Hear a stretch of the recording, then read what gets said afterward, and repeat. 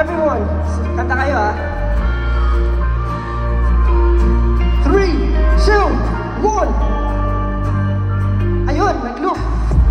Ang paborito mong yakapin, mga una na mahirap na hanapin.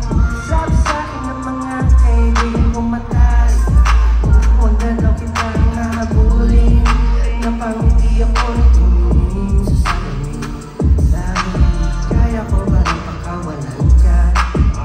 Mas malawak na yung hama. Kaya handa na ba lahat ng mga gamit mo? Huwag mong kalimutan yung mga sikreto. Kahit hindi natin balak pa ngayusin. Music up! Kung saan ka masaya, kung ka na magkakalaya ka na, may pagpamalaki kita, buka naman sa kanya. Pagluhan na kita, para lang mapunta ka sa iba. Kaya kapag naihatid ka, di na kita susunod. Grabe yun, no? Ito yung pinakamahirap i-accept. Yung pangalawang bitaw, sabi nila. Pinapanaya na kita, tutal mo lang na lang napansinin ka pag-uwi. Sinusungitan ka pa, gusto ko na ina. Inuwas mo na nadumaan. Pero laging sumusunod na ulit matana mo, di mo kaya na magyari.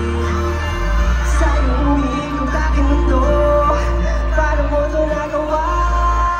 Hindi mo na ako masisisi, di na rin ako bumisi. Di na kita kaya panginunin, di na rin kailangan panganin. Kaya halika na, ihahatid na lang kita.